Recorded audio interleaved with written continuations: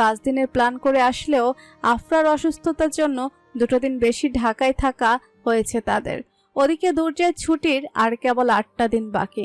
রাতের খাবার সেরে সুহালা বেগমের সঙ্গে ওনার রুমে এসে হাজির হয়েছে বাণী। সুহালা বেগম বলেছিলেন বাণীকে কিছু পুরনো ফটো অ্যালবাম দেখাবেন, সেগুলো নিয়েই বসেছেন দুজন। অ্যালবামের শুরুতেই দুর্জয়ের দাদা দাদির কিছু ছবি দেখিয়ে তাদের সম্পর্কে কিছুক্ষণ গল্প করেন সুহালা। বাণী আগ্রহ নিয়ে শুনে তা। ধীরে ধীরে অ্যালবামের পাতা উল্টাতে সুহালা এবং রিফাতির বেশ কিছু ছবি সামনে আসে। দুর্জয়ের বাবার ছবি দেখে কিছুটা অবাক হয় বাণী। দুর্জয় অনেকটাই শাহরিয়ার রিফাতির মতোই দেখতে হয়েছে। সুহালা বেগম তখন নিজের আর স্বামীর ব্যাপারে আলাপ করছিল। হঠাৎ বাণী আগ্রহবশত প্রশ্ন করে বসে, বাবা কিভাবে মারা গিয়েছিলেন মা? আকস্মিক প্রশ্নটা করে বাণী নিজেই অস্বস্তিতে পড়ে যায়। মনে হয় যেন ভুল কিছু জিজ্ঞেস করে ফেলেছে। তবে সুহালা বেগম অত্যন্ত সাবলীলভাবে বলেন, দুর্জয়েরও লেভেল এক্সামের আগের দিকের ঘটনা। আমরা তখন সিলেটে ছিলাম, ওর বাবা তখন সীমানা অঞ্চলে মিশনে ছিল। হঠাৎ একদিন খবর আসে ওর বাবা নাকি নিখোঁজ। 2টো ছেলে নিয়ে এই শহরটায় একা ছিলাম আমি। কি করব বুঝতে পারছিলাম না। নামাজে বসে দোয়া করা ছাড়া আর কোনো পথ খোলা ছিল না আমার কাছে। 3টা বিভৎসকর দিন পার করার পর আমাদের কাছে খবর আসে হি ইজ নো মোর। ওনার কারণেই মূলত আমরা সিলেটে শিফট করেছিলাম। যেহেতু উনিই আর ছিল না, তাই দুর্জয়ের পরীক্ষা শেষ হতেই আমি 2 ছেলেকে নিয়ে এই বাড়িতে শাশুড়ির কাছে ফিরে আসি। বাণীর মনটা হঠাৎ খুব খারাপ হয়ে যায়। সে বিষণ্ণ নয়নে দেখতে থাকে সুহালা বেগমকে। কেউ যদি বাণীকে কখনো তার প্রিয় ব্যক্তিত্বের তালিকা বলতে বলে, তবে সেই তালিকায় সুহালা বেগমের নামও থাকবে। হঠাৎ কি ভেবে যেন বাণী ভাবনার জগৎ থেকে বেরিয়ে আসে। জানতে চায়, বাবার মৃত্যুর খবর আপনারা কত তারিখে পেয়েছিলেন মা? সুহালা বেগম জবাবে নির্দিষ্ট তারিখটা বলতেই বাণী কিছু একটা মনে করার চেষ্টা করে। মুহূর্তে এসে বিস্মিত হয়। সুহালা বেগমের বলা তারিখের 2 দিন পূর্বেই তাদের ড্যাগ ডে ছিল। সেই দিনটা যেদিন বাণী দুর্জয়ের সামনে ইমমেচিওর আচরণটা করেছিল। ওই রকম ভয়ঙ্কর একটা পরিস্থিতিতে বাণীর কর্মকাণ্ডে দুর্জয়ের ওরকম রিয়াক্ট করার কারণটাও এবার বেশ ভালো করে বুঝতে পারছে বাণী। লজ্জায় মরে যেতে মন চাচ্ছে বাণীর। যেই ছেলের বাবা কিনা 3টা দিন ধরে নিখোঁজ ছিল, বেঁচে আছে নাকি সেই খবরটুকুও তার অজানা। সেই ছেলের কাছে বাণীর ওই আচরণটা ঠিক কতটা বিরক্তিকর লাগতে পারে তা কিছুটা হলেও বাণী আঁচ করতে পারছে। লজ্জায় সে আর একটা কথাও বলে না। সুহালা বেগম পেজ উল্টে তখনও নিজের মতো গল্প করে যাচ্ছেন। অ্যালবামের পাতায় একটা ছবি দেখে থামেন তিনি। ছবিটা দুর্জয়ের বিএমএতে থাকা কালীন। ছবিতে দুর্জয়ের পাশে আরো 2জন যুবককে দেখা যাচ্ছে। সুহালা বেগম হেসে বলেন, এটা দুর্জয়ের বিএমএ ট্রেনিং এর সময়ের ছবি। সঙ্গে যেই 2জনকে দেখছো না, ওরা দুর্জয়ের একমাত্র কাছের বন্ধু। বাম পাশের ছেলেটার নাম নিভ্রান, আর ডান পাশের জন সায়র। সুহালা বেগম আরো কিছু বলতে নেন, তবে তার আগে মৌটুসি এসে উপস্থিত হয় রুমে। বলে, খালাম্মা, ভাইজান আপনারে আর ভাবিরে ছাদে যাইতে কইছে। সুহালা অবাক হয়ে বলেন, এই রাতের বেলা? আমি তো জানি না খালাম্মা, আমারে খালি কইছে আপনাদের ডাকতে কইতে। বাণী প্রশ্ন করে, আফরা কোথায়? ভনি তুকু আফারাও ভাইজানের লগে উপরে আছে। সুহালা বেগম সামান্য রাগ হয়। এই রাতের বেলায় বাচ্চাটাকে নিয়ে ছাদে যাওয়ার মানে কি? কি ঠান্ডা পড়েছে বাহিরে। তার উপর মেয়ে বাচ্চাদের একটু নিয়ম কানুন মেনে চলা উচিত। ছাদ থেকে বাড়ির পেছনের পুকুর দেখা যায়। পুরো বাড়িতে কেবল ওই জায়গাটা সুহালা বেগমের খুব একটা পছন্দ নয়। মনে মনে ঠিক করেন দুর্জয়কে আলাদা করে ডেকে 2টো কড়া করে কথা শোনাবেন। মেয়ের বাপ হলে মেয়ের ভালো মন্দ সম্পর্কে সচেতন হওয়াও প্রয়োজন।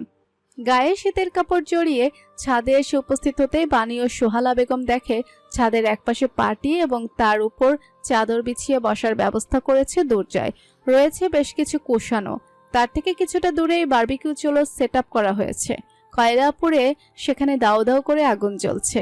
দুর্জয় সেই চুলোয় মুরগির লেগ পিসগুলোতে ম্যারিনেটেড মশলা ব্রাশ করতে ব্যস্ত। তার পাশে দাঁড়িয়ে থাকা আফরা বেশ আগ্রহ নিয়ে একটা ছোট হাত পাখার সাহায্যে মৃদু বাতাস করছে। সুহালা বেগম এগিয়ে গিয়ে অবাক গলায় বলে, বারবিকিউর আয়োজন কখন করলে তুমি? আমি জানি না কেন। আফরা দাঁত বের করে বলে, সারপ্রাইজ। বাণী অবাক গলায় বলে, ডোন্ট টেল মি। এটা তোমাদের দুজনের প্ল্যান ছিল, আর আমাকে আর মাকে এই ব্যাপারে কিছুই জানাওনি। দুর্জয় সামান্য হেসে বলে। আমাদের ইন্টেনশন শুধু তোমাদের সারপ্রাইজ দেয়াই ছিল। বানি আফরার দিকে তাকিয়ে চোখ সরু করে বলে। কি বাচ্চা, এত তাড়াতাড়ি তুমি সাইড বদলে ফেললে?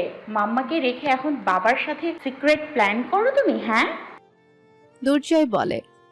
সাইড তো মামুনি চেঞ্জ করেছে, আমাকে রেখে তোমার সাথে বেশি আড্ডা চলে আজকাল। তোমাদের বেলায় দোষ নেই, আমার বেলায়ই সব দোষ। দুর্জয়ের স্বভাব বহির্ভূত কথার ধরনে বানি বেশ মজা পায়। হেসে, are you jealous Shahriar Durjoy? No, I am not Bani Talukdar. সুহালা Begum মুগ্ধ চোখে দেখে দৃশ্যটা। বিয়ের জন্য হ্যাঁ বললে ওনার মনে একটা খচখাচানে ছিল। এরকম একটা স্বাভাবিক আর সাবলীল সম্পর্ক আদৌ দুজনের মধ্যে তৈরি হবে কিনা তা নিয়ে বেশ দ্বিধা ছিল ওনার মনে। কিন্তু এই দৃশ্যটা ওনার সেই দ্বিধা দূর করে দিয়েছেন। ছেলে মেয়ে দুটো নিজেদের মধ্যে সুখী থাকলেই উনি খুশি। ভালো থাকার জন্য আর কিছুর প্রয়োজন নেই তার। প্রথম ব্যাচের চিকেন পিসগুলো হয়ে যেতেই দুর্জয় তা সার্ভ করে দেয় 3 জনের প্লেটে। নিজের আর মৌটুসিও নোমান ভাইয়ের জন্য দ্বিতীয় ব্যাচে কিছু চিকেন পিস চুলার উপর দিয়ে সে এসে বাণীদের সামনে বসে। নিজ থেকে আগ্রহী গলায় বলে, ম্যাডামের জন্য কি এখন গান গেতে পারি? বাণী এবং সুহালা বেগম অবাক হয়ে দুর্জয়ের কথা শুনে। এই চাপা স্বভাবের ছেলেটা নিজ থেকে সাথে গান গেতে চাইছে, ব্যাপারটা আদৌ বিশ্বাসযোগ্য? তাদের বিস্ময়তাকে পাশ কাটিয়ে আফরা প্রফুল্ল গলায় বলে, Yes, Papa, but don't sing Baby Shark. I hate that song. So childhood. দুর্জয় হেসে মাথা নাড়ে। তার চোখ গিয়ে পড়ে ছাদের এক কোণে চিলে কোঠার ঘরটার দরজার সামনে। হঠাৎ মনে হয় দরজার সামনে কিশোর বয়সের দীপ্ত দাঁড়ানো। আফরার মাঝে নিজের চঞ্চলতার ছাপ দেখে হাসি হাসি মুখ করে বড় ভাইয়ের দিকে তাকিয়ে আছে। ভাইয়ের অবয়ব কল্পনা করে দুর্জয়ের ঠোঁটের কোণেও মৃদু হাসি ফুটে ওঠে। সে হাসে নিজের দৃষ্টি ফিরিয়ে সামনে বসে থাকা তার জীবনের গুরুত্বপূর্ণ 3টা মানুষের পানে স্থির করে। খালি গলায় সোনু নিগমের গাওয়া প্রিয় একটা গানের শেষ চরণগুলো গায়। অন্ধকার ঘরে কাগজে টুকরো ছিঁড়ে কেটে যায় আমার সময়। তুমি গেছো চলে, যাওনি বিস্মৃতির তলে, যেমন শুকনো ফুল বইয়ের মাঝে রয়ে যায়। রেখে দিলাম তোমায় আমার হৃদয় গভীরে, তবু চলে গেলে এই সাজানো বাগান ছেড়ে। আমি রয়েছি তোমার অপেক্ষায়।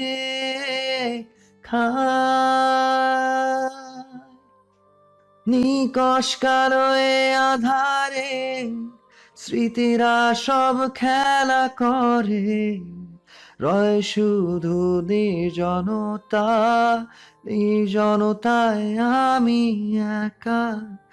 একবার শুধু চোখ মেলো, দেখো আজ পথে জালি আলো, তুমি আবার আসবে ফিরে, বিশ্বাসটুকু দু হাতে আঁকড়ে ধরে। সকাল সকাল নাস্তার টেবিলে বসতে জুলফিকার মুস্তফা পাশের চেয়ারে বসে মেয়েকে আর চোখে পরখ করেন। বেশ ফুরফুরে মেজাজে আছে বলে মনে হচ্ছে নিশাকে। জুলফিকার মুস্তফা নাস্তা করতে করতে মেয়ের ঠোঁটের কোণে লেগে থাকা মৃদু হাসি এবং মুখের ভঙ্গিও লক্ষ্য করেন। অতঃপর বেশ সাবলীল গলায় প্রশ্ন করে বসে, ছেলেটাকে? আকস্মিক প্রশ্নে মুখে অরেঞ্জ জ্যাম মাখা পাউরুটি মুখে পুড়ে রাখা নিশার গলায় খাবার আটকায়। শুকনো গলায় খাবার আটকে যাওয়ার ফলে তার কাশির ভারিক্কি ওঠে। জুলফিকার মুস্তফা বিচলিত হয় না, বরং পানিতে ভরপুর গ্লাসটা মেয়ের দিকে এগিয়ে দিয়ে ইশারা করে যেন পানিটুকু খায়। ভীত নিশা কোনো রকম পানি পান করে নিজের আব্বুর দিকে তাকিয়ে প্রশ্ন করে, কোন ছেলের কথা বলছো আপু? যার সঙ্গে প্রতি রাতে কলে কথা বলো। চুরি করতে গিয়ে চোর ধরা পড়লে মুখভঙ্গি যেরকম হয়, নিশার মুখখানাও তখন একই রকম দেখাচ্ছিল। আব্বু কিভাবে টের পেল? নিশা তো অত্যন্ত আস্তে এবং ফিসফিসিয়ে কথা বলে। আব্বুর তো টের পাওয়ার কথা নয়। নিশা গলা কিছুটা ভিজিয়ে এলোমেলো উত্তর সাজিয়ে বলতে নেয়। আপু, আমি আসলে you are a bad lawyer Nisha, তাই অযথা মিথ্যা বলার চেষ্টা করবে না। আমি চাইলেই 2 দিনেই তোমাকে ফলো আপ রেখেই ছেলেটার পরিচয় জানতে পারতাম, কিন্তু আমি তোমার মুখের সত্যটা জানতে চাইছি। আশা করছি আমার থেকে কিছু লুকাবে না তুমি। নিশা জানে আর লুকানোর চেষ্টা করেও কোনো লাভ নেই, তাই সে বলে। আপু, আমি তোমার কাছে কিছু লুকাতাম না, ট্রাস্ট মি। আমরা সঠিক সময়ের জন্য অপেক্ষা করছিলাম। আমার অ্যাডমিশন এক্সামের ঝামেলাটা শেষ হলেই ভেবে রেখেছিলাম তোমাকে সব জানাবো। জুলফিকার মুস্তাফা বুড়ো কুচকে কিছুক্ষণ মেয়েকে দেখে প্রশ্ন করে। ছেলে কি চট্টগ্রাম শহরেই থাকে?